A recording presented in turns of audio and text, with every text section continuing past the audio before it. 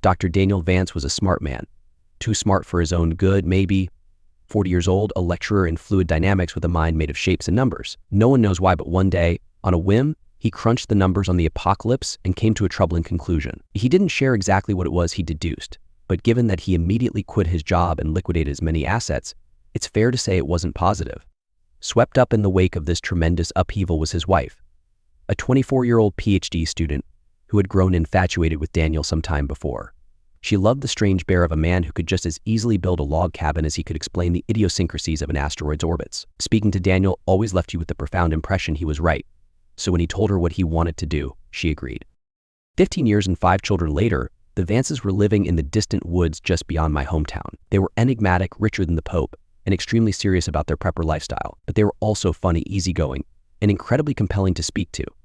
Larger-than-life survivalists who swept into town with bizarre requests that thrilled local businesses. Vast quantities of cement, iron, lead, and steel were all shipped through the remote mountains so that the Vances could build their shelter. The advanced methods they used to keep it secret were legendary. Daniel had once spent 6 months earning the license necessary to drive HGVs up to his compound so that no one else would lay eyes on it.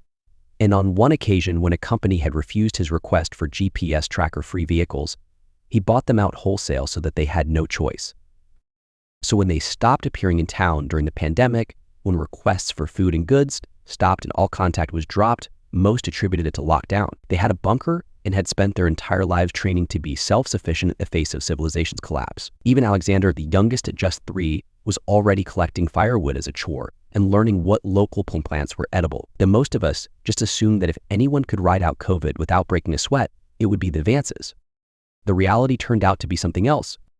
When the worst came to light, we discovered that Daniel had used the pandemic as an excuse for a dry run. The family intended to spend 6 months in lockdown and essentially be to test their fallout bunker. 3 months in, and the sheriff received a distress call on the radio. Coordinates were provided by the hushed voice of a sobbing child that most assumed was Alexander, even though that's never been proven. The police arrived and found the bunker still sealed.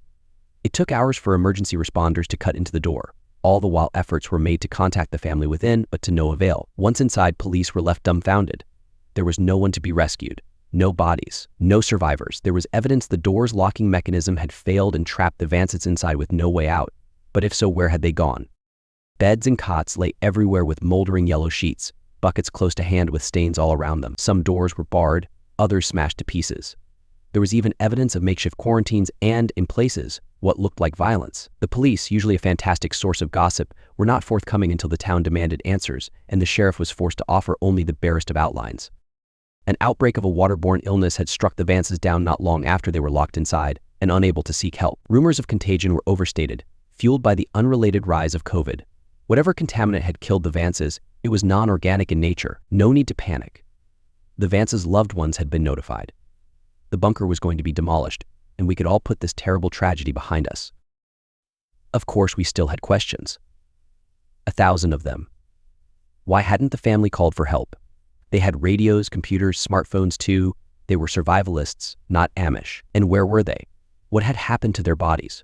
Why hadn't they simply left? We shouted these and more at the town meeting, but the police simply refused to comment. For most of us, the excitement lasted another week or two until we realized we weren't getting answers anytime soon. Besides, the pandemic was in full swing and most of us had other things to worry about. The tragic story eventually faded until it was just one of those awful things in the town's history that we didn't talk about. I was as guilty as anyone else of just forgetting about it. I certainly never expected to find the bunker out there in the woods. Faded police tape pull on the open door that hung wide open with scorch marks around the lock. It stood out in the woods like someone had cut a hole right in the fabric of reality, the darkness so deep and black it almost ached to look at. The sight of it made my heart drop into my stomach. It radiated pain. Does that make sense? I think some part of my lizard brain picked out details that wouldn't become apparent to me until I got closer, like the bloody finger streaks that stained the handle from where someone had scrabbled furiously at the lock without success. And the tiny viewing window had been smashed with a hammer that still lay nearby. So I needed only to glimpse it to imagine the family taking turns to stand there and scream into the woods desperate for rescue. Under any other circumstances, I would have run. But I'd gone there looking for my dog, and my light revealed a few wet paw prints making their way down the dusty concrete tunnel. Half Bernese and half collie, Ripley is the sort of dog who trembles in my arms when a storm buffets the windows and needs his paws held when we brush him. I love him. I do not have much of a family, or a wife, or even many friends. But I have Ripley, and I could no more have turned around and gone home to an empty apartment where I would have to sob my grief away than I could flap my arms and fly. He was my dog, and I'd raised him since he was a puppy, and I wasn't going to leave him out in those woods. I went in after him. I didn't know what to expect, but I knew it wouldn't be good.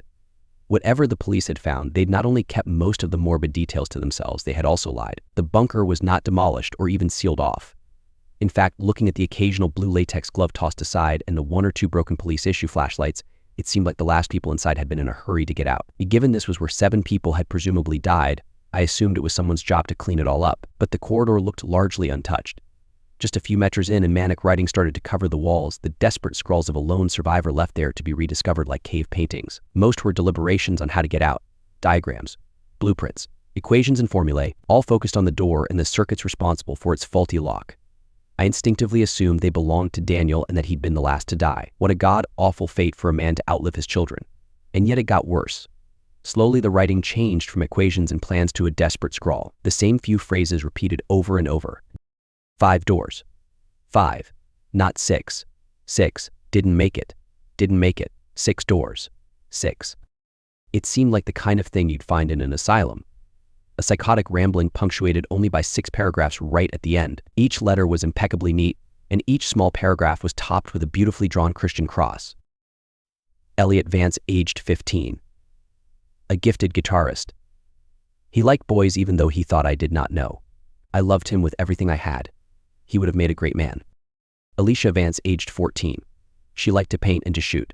She had her mother's mean streak. It would have served her well in the future. Elijah Vance, aged 8. The smartest of us all.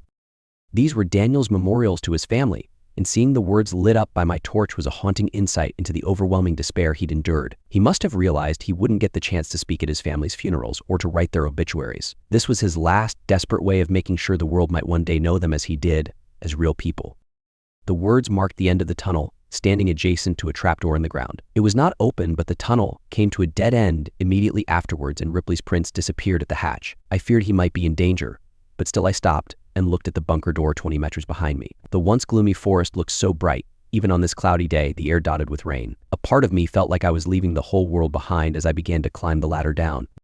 I entered a large circular living space that was packed with furniture and little nooks and crannies. The walls were covered with folding beds and tables, and every inch was multifunctional. A dining space could become a sitting space, which in turn might be where someone slept or even exercised. It all depended on what particular bit of furniture you unfolded or unclipped or unfurled. 7 people in close quarters, nowhere near enough privacy. It made sense they went with this cluttered, overlapping use of space. But it was still a large room, bigger than most studio apartments. And there were a few corridors that led deeper into the earth, telling me the bunker had unseen depths. I looked for some sign of my dog and soon found his trail, but this far from the rainy copse, Ripley's prints were starting to fade. After barely a few meters, they petered out vaguely in the direction of a nearby door. I wanted to follow, but stopped myself from rushing onwards. It was unlikely Ripley was getting out any other way, and I'd do us no good getting hurt myself. I decided to take a look around and quickly spotted a dinner table. If I needed proof the police had not bothered with a cleanup, this was it. The plates were still out, the food rotten to a strange blackened husk. A child's hat lay across one place setting, the once creamy fleece turned to sickly green and yellow. The chairs had their backs reinforced with wooden beams fitted with long grooves, so that something the width of a nail could slide into them. And on each of the cushions were foul-smelling stains that looked oddly like an ass print. I touched one with gloved hands and the material crackled audibly. Whatever it was, similar stains were on the cutlery and plates, and there were even handprints of it placed firmly on the tablecloth. At first I thought it was blood, but that wasn't quite right. It was too contained to be from leaking blood. On the back of one of the chairs, a stain tapered exactly where a woman's waist would be like a near-perfect silhouette. I shivered as I remembered that Miranda Vance had always been a slim woman and wondered how she had left her imprint on the gray fabric. Using my torch, I saw that these stains repeated in the oddest of places. Yes, there were some on beds and blankets and even patches of plain floor, exactly like you might expect in a room full of soft people.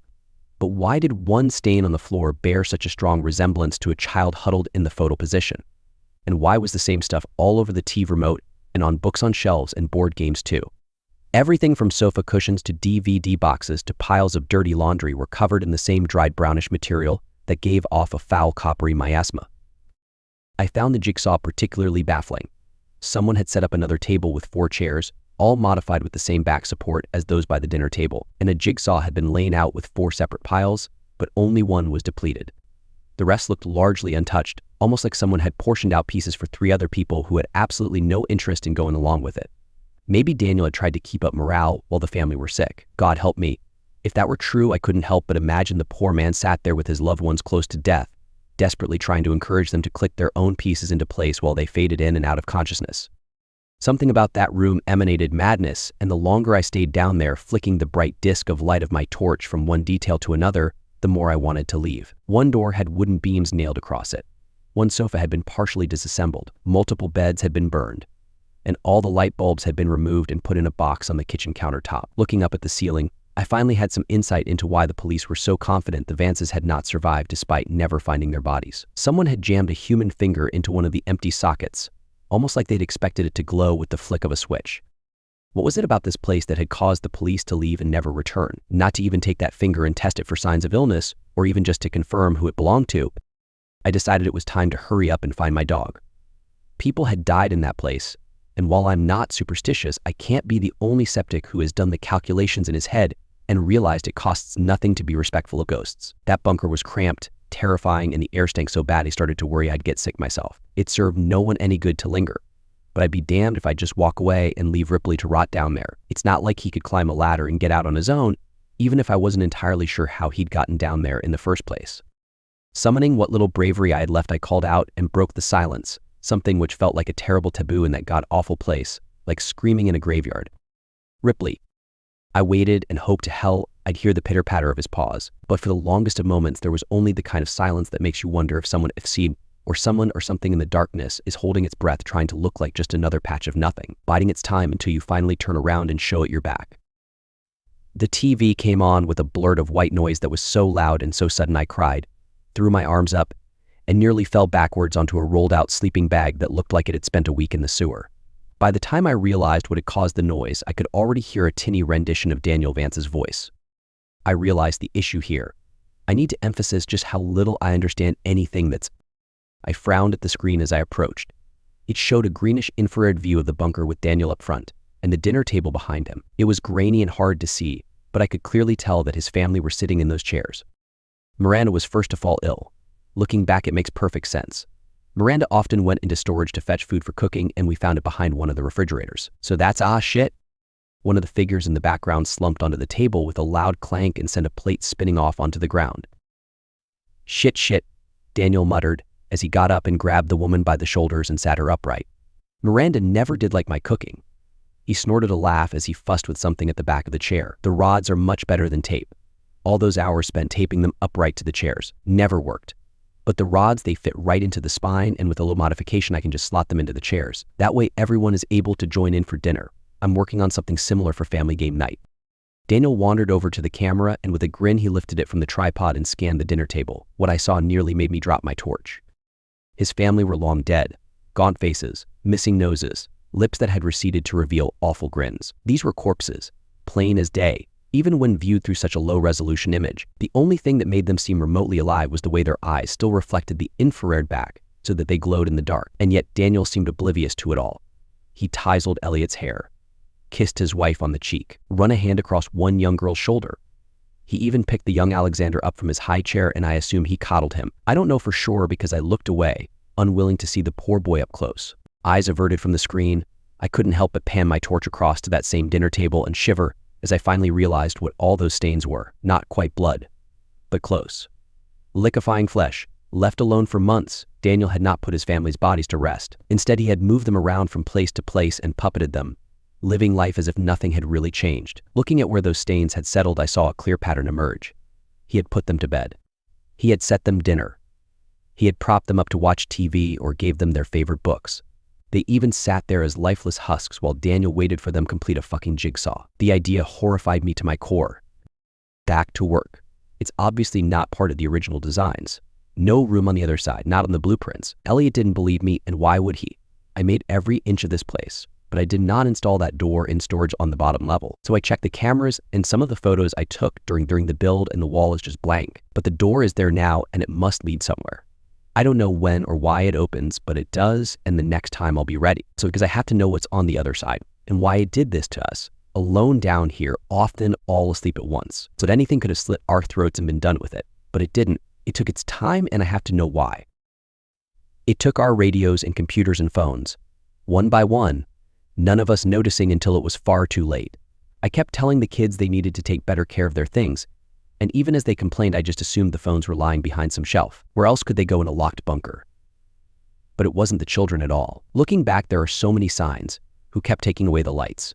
Who kept draining the batteries in our torches? How long did we live with it before we finally realized we weren't alone? Was it here every step of the way? A door out of nothing that leads to nowhere, at least most of the time.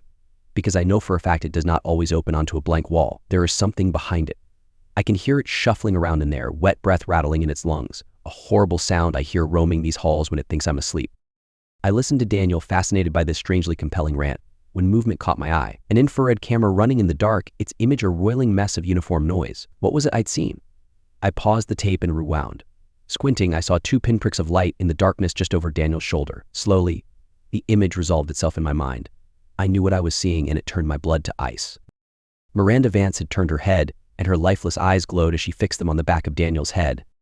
Not even any point leaving at this stage. I'm no doctor, but that door is giving off enough radiation to kill a family of 7. If none of us had touched it, being in the same room is risky, but not lethal. But given how sick we've become, it's pretty obvious our curiosity got the better of us one by one, and we all got too close. Or maybe not. Maybe that thing on the other side came through and did this. I don't even wait, what was that? Daniel turned and the camera stopped recording. The image it froze on was of a lone man, bright as a star in the camera's lens, facing off against unknowable darkness broken only by 6 pairs of white, glowing eyes. I became painfully aware of my position relative to the table, and I had the painful premonition that if I turned, those chairs would not be empty. I would see the Vances, all of them, Daniel as well, waiting for me. Heads turned, bodies left to rot for years in the dark. Behind me something shifted. It breathed, loud, quick. I knew what it was. I knew. It came at me so fast that when I felt something hot and wet touch my hand, I screamed, only for the presence to suddenly recoil. But then, without hesitation, it leapt at me and bore me to the ground. I wept as Ripley licked my face. He was shivering and, worst of all, silent, which was not normal. He was not a quiet dog, not when greeting me, and not when excited like he was now. But whatever he'd seen down here, he clung to me and dug his paws into my shoulders like he wanted to be cradled over the shoulder, something he has been too big to do for years. "Oh, you fucking idiot," I cooed in a soft whisper, and even in the dark I could feel his tail wagging. Joking aside, I felt nothing but relief at finding him. Let's get the hell out of here. I picked him up, straining a little under the weight but refusing to give in to tired muscles, and made for the ladder. It wasn't easy climbing the 3 or 4 rungs to the hatch, but I managed it and gave the hatch a shove. First one hand, then 2. Again and again with everything I had, but still that hatch refused to budge. Shit, I cried while pounding at it with my fists, but all I achieved was a sore wrist. The hatch had jammed when, somehow, the handle had been snapped clean off. Now I'd need a pair of pliers or something to cut through the metal bar locking it shut. My fingers couldn't move it, nor could I brute force the hatch open. The metal bar was an inch thick, and at the very least, I'd need some tools to get at it from this side. At least it's fixable, I thought as I climbed back down and caught my breath. On one wall, I noticed a simple diagram of the bunker made in chalk. It had 3 floors. The bottom was storage. Daniel had mentioned that before, and I noticed that he had drawn through it with a large red X, and the top floor was labeled quarters, where I stood now. But the middle floor was labeled workshops, and it was there I realized that I'd find what I needed. There was one door that opened onto a concrete stairwell, and standing at the top, I shone my light down the spiraling guardrails, unsure of what it was I hoped to see. There were only harsh shadows and the sense of something foul rising up on the air, a smell that tickled my throat and burned a little in my lungs. Had the police even gone down this far? Had they seen what I'd seen on that TV and just left? Somehow I thought it was unlikely that had been enough to send the entire sheriff's department running. So was it something else that had done it? Something that had been enough to terrify dozens of armed men? Something that was almost definitely down there. The door. I went down quietly. At first I considered leaving Ripley behind, but after losing him the first time I decided I'd rather risk it just to know that he was right next to me. Besides, he was being quieter than I was, and I didn't feel much like going down those stairs on my own. He accompanied me with only the quiet click-clack of his paws on concrete, a sound I found deeply comforting as I barely managed to keep my torch from shaking in my hand and my breathing steady. Down 1 floor and I found the workshop exactly as you might expect. A large space filled with generators and fuel and water tanks and boilers and heaters and pretty much anything and everything that you'd need to survive, but which you couldn't put outside due to fallout. Wires, pipes, and tubes ran from one end of the room to the other, and even years later, most of the machinery still hummed in the pitch-black emptiness, an idea I found deeply unsettling. Taking one look at that strange tangle of harsh shapes and industrial figures looming out of the walls and floor, I shivered and looked around, Quickly finding a small area, Daniel had cordoned it off for his own use, about a fifth of the total floor space. There was a large workbench and some seriously high-end machining equipment, all very well used. Lathes, buzzsaws, drills, belt sanders, welding torches, everything a man needed to do it himself. And Daniel had been busy. I'm not sure exactly what it was he'd been working, but there was an arm on the bench. It sat atop a pile of papers that had slowly turned brown over the years until the whole thing looked like it had been soaked in tobacco spit. On the whiteboard was a faded but still visible diagram of what looked to me like a ball and socket joint. I thought of the tape, of Daniel's little mechanism to keep his family upright, and then looked at the arm and suppressed a momentary gag reflex. I don't know if Dan had been working on posable limbs or just a way to put the decomposing remains back together after they'd started to fall apart, but the size of the arm suggested a preteen child, and he'd left it out on the surface like it was a disassembled clock. It was also missing a finger. Just how fucking crazy was he? I wondered as I pinched my nose with one hand and began overturning boxes looking for a hefty pair of pliers, or maybe a hacksaw. Ripley backed away from the noise, but once I made sure he wasn't going anywhere, I carried on grabbing and pulling at box after box, hoping I'd find what I was looking for. Anything to break that fucking metal bar. In the end, I managed to get a pair of bolt cutters, a crowbar, and a heavy-duty pair of pliers. One went in my pocket, one went down the back of my jeans, and the other was clutched in my fist, too large to be tucked away in my clothes. The bolt cutters felt hefty in my hand, which was a bit of comfort, but that feeling didn't last long. Something moved in the darkness, out there in the twisted jungle of shadows cast by all those pipes and wires that ran from one machine to the next. A figure moved. Thin, but unmistakably human in its outline. I couldn't help but remember what I'd seen on that tape. Surely it couldn't have been real? Maybe Daniel had rigged something up. Some fishing wire and a motor, maybe? The idea that those bodies had been moving on their own, I couldn't be sure of that, could I? It was a frightening idea, one my mind had latched onto out of sheer panic. That was all. And then I saw them. A pair of white pinpricks reflecting back at me from the depths of that cluttered room. Ripley, already behind me, head nuzzled into my leg, pushed even closer against me, and let out a barely audible whine under his breath. The behavior of a dog who was terrified, close to pissing himself with fear. Just a bit of metal, I told myself as the light shook so violently in my hand I struggled to see straight. Just two shiny bits of metal. They blinked and began to come towards me. If I had any doubts left, they were dispersed by the sight of a pale white hand emerging into the light. I ran straight to the stairs and went to climb them, but only 1 or 2 steps in and I saw something gripping the handrail on the top floor. A moldy clump of flesh, only just recognizable as a fist. The flesh withered until the fingers were basically bone. Without meaning to, I brought my light up out of habit, and I saw the bloated face of a hairless corpse glaring down at me. I couldn't even tell you if it had been a teenage girl or the 60-year-old Daniel. Either way, I instinctively turned and found another body shambling towards me out of the workshop. I was trapped. Nowhere to go. By the feel of warm fluid on the back of my leg, I could tell Ripley had finally pissed himself. An adult dog, tail between his legs, shivering like a puppy and desperate to be picked up. God, I needed him to just stay together for a little longer. I couldn't take him in my arms, but I couldn't leave him behind either. With nowhere to go, I ran down and entered storage. There was the temptation to stop once I hit the bottom. Down here, the air was thicker and the sounds of my breathing were muted, somehow distant. But I only had to look back up to see 3 pairs of eyes glaring down at me. So without giving any of it much further thought, I barreled down the corridor and stumbled onto a door at random. On opening it, I saw what looked like your standard storage room. Only most of the shelves had been overturned and the food left to rot on the floor. 1 or 2 shelving units were still upright though, and their shelves were covered in tall opaque boxes that made them a fantastic hiding spot. That, I decided, would have to be where I crouched down and turned off my light. I was already inside when I realized that wasn't all that was in there. The door almost looked normal. I could see why Daniel must have been confused by it because it looked a little bit like all the other doors down there, but it was different too. It was too tall and too wide, about 1.5 feet off the ground, and the metal rusted in its entirety like it had aged out of sync with everything else down there. All around the jamb was a profusion of wet soppy moss, like the kind you find hanging off trees in a swamp. And every few seconds the door would leak something strange and oily, like the kind of thing you find in a parking lot on a rainy day. Of course, that wasn't too strange in itself, but the leak was horizontal, defying gravity, so that every few seconds a large glob of the stuff would whip across the room and slap into the wall opposite, creating a puddle about the size of a man that defied all reason. Remembering Daniel's words about radiation, I instinctively inched away from this puddle and the door on the opposite wall, backing myself into the darkest, quietest corner I could while I pulled Ripley behind me and hoped to hell he wouldn't give me away. Once I was in there, I turned off my light and waited. I must have taken longer than I'd thought to hide spot because it was barely 2 seconds later when a few figures entered the room. It was pitch black after I turned off my torch, but they made enough noise to let me know that at least 2 of them had stumbled in after me. I stayed there, unable to see anything, not sure if they were heading straight for me or just getting ready to leave, forced to hold out and let luck decide my fate. When I finally heard something scrape against the wall barely 2 feet from where I stood, I gave up and switched my light on, desperate to know what was coming for me. The sound had been terribly misleading. Daniel Vance was no more than 6 inches from my face. "Get out," he hissed from a toothless and cracked mouth. A living corpse just like the others. Somehow a flash of intelligence remained in those wide, terrified eyes. And then I heard it. The creaking of a door.